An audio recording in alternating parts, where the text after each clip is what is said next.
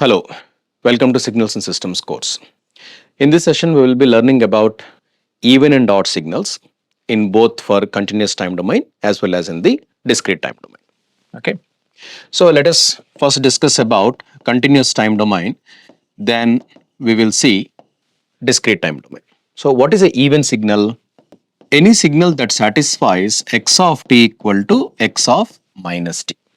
Okay, so testing of this signal is very easy because you replace t with minus t, and if you are getting the same answer, I can say that that's a even signal. So therefore, not in terms of the testing, but how do we plot these even signals as well as odd signals? And we have the third category also. Any signal that is not even, not odd, obviously it is neither even nor odd signal. So therefore, given x of t, given this particular x of t, that could be either even signal or odd signal, or neither even nor odd also. That is also possible. The third one is also possible. So that means that if you look at this, we know that this is a first quadrant, second quadrant, as well as third and the fourth quadrants. Is it not? This we know. Now, if I observe at this particular point, here amplitude is positive and time is also positive. Amplitude positive, time positive in the sense quadrant 1. And here amplitude is positive, but however time negative. So therefore, that comes in the quadrant 2. So therefore, if you plot these even signals, they may exist as well as symmetry with respect to y-axis, and they exist in the first quadrant as well as in the second quadrant. Okay, so first and second quadrants. For example, I have the second case also, but let me see this example. So okay, now you look at this. I have a signal like this. I have a signal like this. Okay, now if I place a mirror along y-axis, is it not exactly mirror image of this? Is it not? If I place along a mirror along y-axis, I just take the first quadrant reflection exactly in the second quadrant reflection. So therefore, this is a one example for even signal. One example for even signal. However, you take this particular signal and multiply both sides with minus sign. Okay, then what happens here? Minus x of t, which is equals to minus of x of minus t. Okay, that means they may also exist in the third and fourth quadrant with respect to the symmetry, something like this. So I have a signal this way and I have the signal this way. I have taken only minus 2 to plus 2. Okay, and this is also even signal. Okay, they must be symmetry. The durations of first quadrant should be equal to the second quadrant as well as the third versus the fourth. So while you are plotting the signals, by just looking at the signal, you can identify whether the signal is a even signal or odd signal. Okay, now you look at this. This is one example for a even signal, and this is also example for a even signal. But obviously, there are some category of the signals which we cannot plot. Okay, which we cannot plot in the sense using pen and paper we may not be able to plot, but with the help of MATLAB we can plot any signal, any complex signal or a complicated signal that we can plot using MATLAB. But however, when it comes to the pen and paper, we have many limitations here. For example, cos t plus t square plus 3t power 6, you take this signal. Plotting the signal is little tough, that's no doubt. Okay, but is it a even signal or odd signal? Now this is the equation, right? So you replace t with minus t, you replace t with minus t. What do I see? Cos minus t, cos t, minus t whole square, t square, t power 6 minus t power 6, same thing. So therefore, what is the conclusion? X of t equal to x of minus t. So therefore, this is also even signal. Even signal. So therefore, conceptually, even signals are very easy to follow. Okay, anything that follows x of t equal to x of minus t is said to be even signal, right? And they look symmetry along y-axis. So that means first quadrant and second quadrant must be same, and as well as the third and fourth quadrants, if the signals are there in the third and fourth quadrant, must be same. But there can also be some cases wherein I can consider this way. Okay. Now you see this. I have a signal this way. Okay. Now is it even signal? Obviously it is even signal because you look at the symmetry here. Okay. So therefore this is whatever I have it in the first quadrant, the same thing I have it in the second quadrant. Whatever I have it in the fourth quadrant, I have the same thing in the third quadrant. So therefore this is a perfect example for a even signal. Okay. So our own cos signal. Okay. This is also a perfect example for a even signal because cos t, cos minus t, both are same. Okay. So this is by looking at these signals, you can easily identify whether they are even signals or odd signals. But by the way, when it comes to the dt domain, that means that discrete time domain, okay, they follow the same notation. Okay. That means x of n must be equal to x of minus n. X of n equal to x of minus n. For example, suppose I have x of n equals to n square plus 3 cos 4n. Now is it even signal? Yes, why not? Because you replace n with minus n, so therefore minus n whole square plus 3 cos 4 minus n. So minus n whole square is nothing but n square plus cos minus theta is nothing but cos theta. So therefore that gives me again 3 cos 4n. So therefore x of n equal to x of minus n. So this is also a kind of a even signal. Now let us understand the concept of odd signal. What are odd signals? What are odd signal? Odd signals will follow x of n equal to minus x of minus n. This is in the case of dt domain, and in the case of continuous time domain, it is something like x of t equal to minus x of minus t. X of t equal to minus x of minus t. So if you look at x of t and minus x of minus t, how do I see them? This is first quadrant, right? And this is second quadrant and third quadrant, and this happens to be fourth quadrant. Now x of t in the sense time positive and amplitude positive, that means that this is quadrant number 1. And if you look at this side, time negative and amplitude negative, that comes in the quadrant 3. So that means that they are asymmetric, like they come in first quadrant and third quadrant. But I can also multiply this signal with a minus sign, then or this minus goes this side, then you may see these signals in the second and fourth quadrant. So therefore odd signals if exist, they exist in first and third quadrant, and or I should say or second and fourth quadrants. For example, our own sin t signal. Now if you ever plot this, then you will understand this now. How do you plot sine signal? You have this in the first quadrant.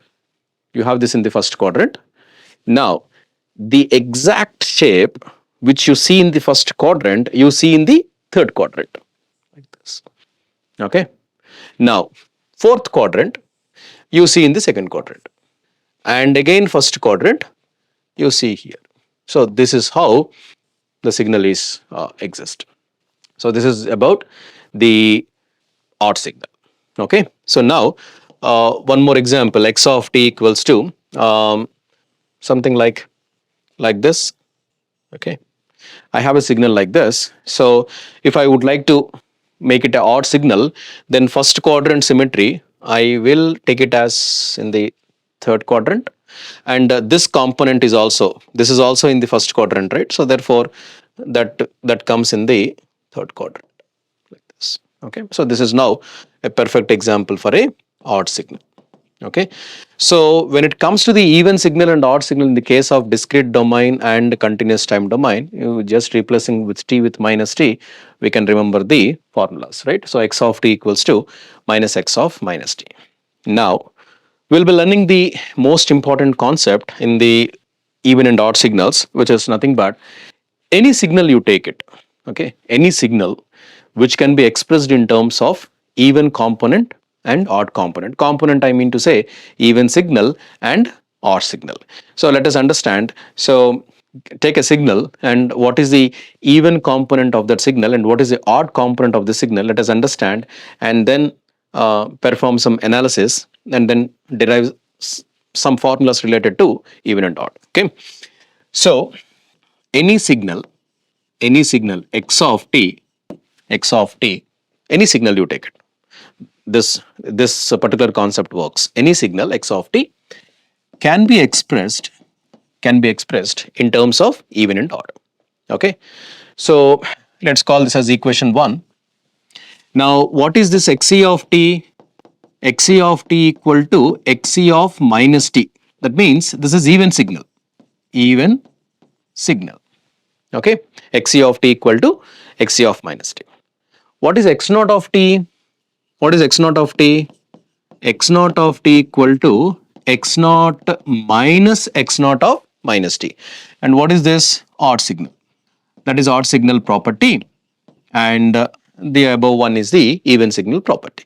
Now I'm saying that you can express any signal in terms of even and odd. Okay, now you take the equation 1, replace t with minus t. Let's replace t with minus t. So if I do that, then what do I get? X of minus t equal to xc of minus t plus x naught of minus t. I replaced t with minus t. Okay, both sides. But what is this one? What is this? This is nothing but xc of t. Is it not? According to even signal concept. And what is this signal? This is minus x naught of minus t using this particular one. Okay. Now let us replace that now. So now what do I get? X of minus t equal to xc of t minus x of actually the point is this is not exactly this, actually this happens to be plus because I have to take this minus this side. Okay. So therefore I don't get this way. Okay. So therefore this is going to be t. That's going to be t. So you get xc of t minus x of t. Okay. Hope you understand that. This is x naught, I mean to say. This is x naught of t. Now I'll call this as equation 2. I'll call this as equation 2. Now let us add 1 and 2. 1 plus 2. Okay. So if I add 1 plus 2, what do I see on the right hand side? Because this x naught of t, this is minus x naught of t. These two will be cancelled and I get x of t plus xc of t. So right hand side I have 2 times of xc of t, and left side I have x of t plus x of minus t. So therefore x of t plus x of minus t divided by 2. I'm writing it directly. Hope you can understand that. So this is nothing but xc of t. Okay. Otherwise you add 1 plus 2. Right side you will get 2 times xc of t and you get that into the denominator. Okay. So this is one formula for even signal. Now 1 minus 2 you do it. 1 minus 2. If you do it 1 minus 2, then what do you get? X of t minus x of minus t is equals to 2 times x naught of t. So therefore, now what do I get? X naught of t now? X naught of t equal to x of t minus x of minus t whole divided by 2. So these are the two formulas that you can derive for even signals as well as the odd signals. That means given x of t, you can always derive the even signal as well as the odd signal, because applications of this is a little advanced one, because we use them in modeling the communication systems that probably you can see in the analog communications as well as in the digital communications. So there are the wide advantages of this, and it is also easy to find out the Laplace transforms of a signal if you convert them into the even as well as the odd, because the properties of even and odd signals we can get them here. So you can apply, so that therefore the problems will become much more simpler than what you normally think. Okay. So but nevertheless in the dt domain, if you consider it, so we have the same formulas. That's nothing but xc of n equal to x of n plus x of minus n divided by 2, okay, x of n by 2. And what is the odd signal? X naught of n equal to x of n minus x of minus n whole divided by 2. Same formula, I just replaced n with t or t with n. N with t with n only in this case, but not in a general concept. Okay, so that's about the even signal derivation and odd signal both for the continuous time domain as well as in the discrete time domain. Now, let's see some numericals on this. So, given a particular signal, how do I,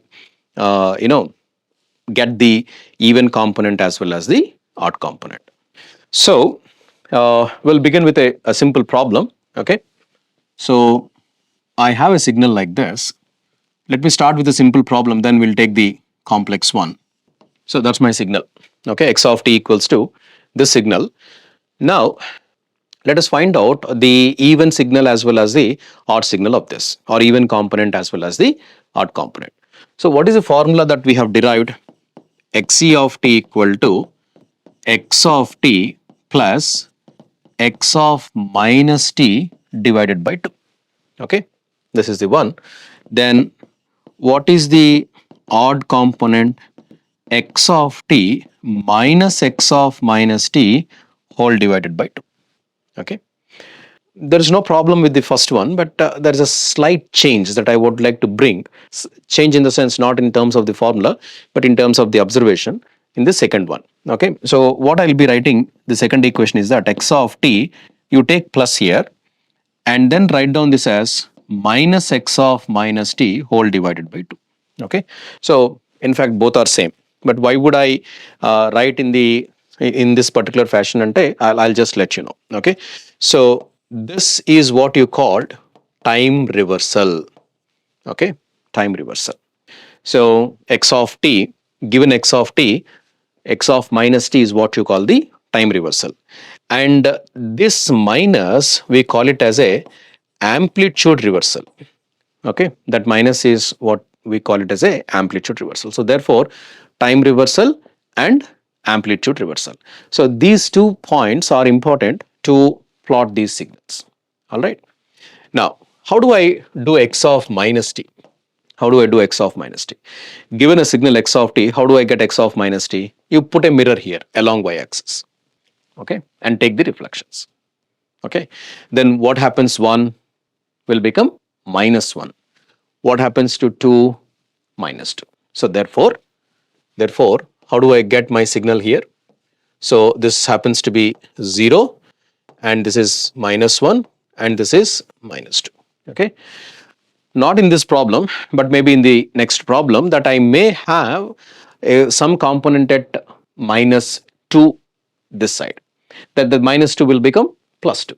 So therefore it's exactly place a mirror along y-axis and then take the reflection. So you just have to write down the first quadrant in the second quadrant and second quadrant in the first quadrant. That way you just have to write down. So easy to do that.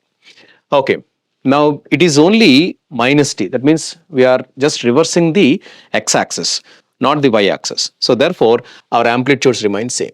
So this is 3, it's going to be 5. Our amplitude remains same. Right, now you just have to plot in the reverse direction. Now you look at this from 0 to 1, I have 3. Amplitude is 3. Now plot in the reverse direction. So 0 to minus 1, I have this. Okay. Then I have a sudden jump, right? That means on 3 to 5, the amplitude is suddenly shooting up. Normally this is what we call it as a discontinuity, but that we will see in the next time. So this is actually the discontinuity part. So you are rising this way. Okay, and then you are moving towards infinity because it is minus t, so you have to move towards on the backward direction like this. Okay, and then this. So that's your signal. That is your, what is the signal? This is x of minus t. This is x of minus t. So now you need to add these 2 signals. So this signal and this signal you need to add. After you add, you have to make the amplitude half. Okay, so why? Because it is divided by 2. So that's nothing but you need to make the amplitude half. Now how do I add these 2 signals? How do I add these two signals? So this is nothing but x of t plus x of minus t. X of t plus x of minus t. Whenever you add these two signals, it is the total range. Total range is union of x of t and x of minus t. Union of x of t and x of minus t. Union of x of t and x of minus t means what?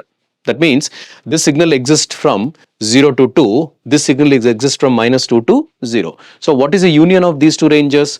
Minus 2 to plus 2. Okay, so that's what normally we call it as a union, right? So therefore it is from 0 to 2 union minus 2 to 0, therefore you get minus 2 to plus 2. So that's the entire range that you have to do it. Okay, so therefore first you mark everything. So 0, 1, 2, and then this is minus 1 and this is minus 2. Okay, so now you will get your signal from minus 2 to plus 2. Being this problem is a simple problem, I don't see any overlap region on left hand side and as well as on the right hand side.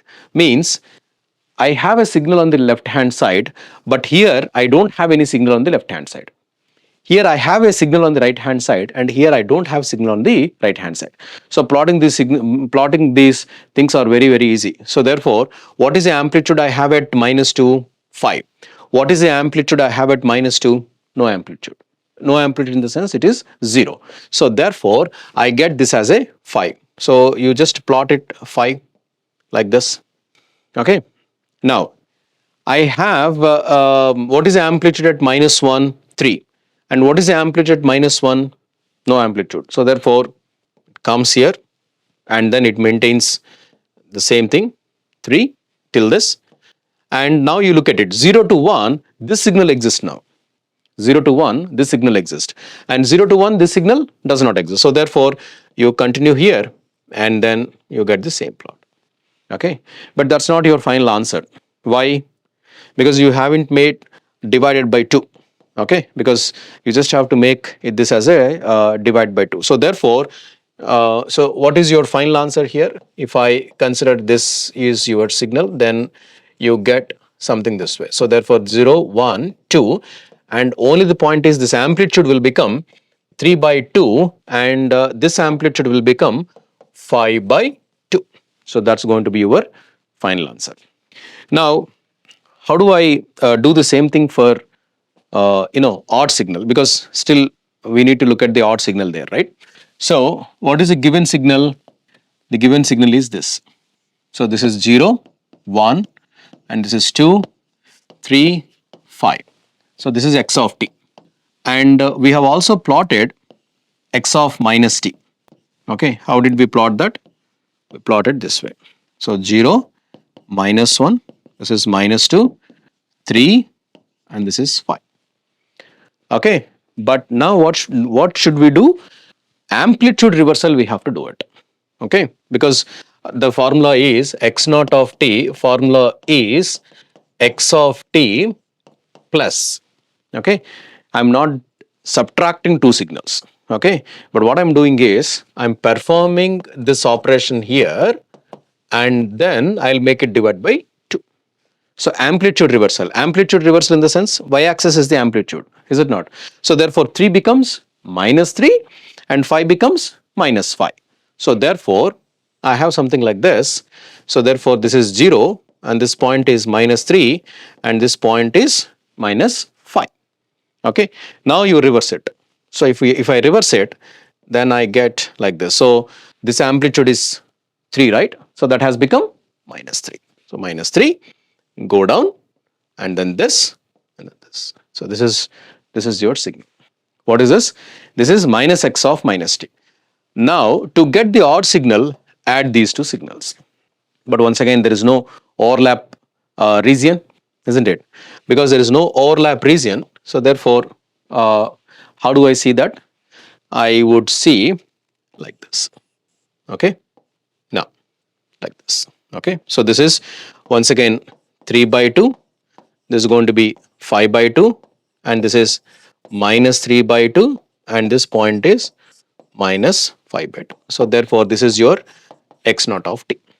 So in the previous slide that we have seen that this is your x naught of t, sorry, xe of t, this is your even part, okay, and this signal if you add these two, you will get the original x of t. So this is how you need to interpret your even signal as well as the odd signal. Now let us take one more problem where little complex, and then we'll work on it, and then we'll see how to calculate the even and odd signals.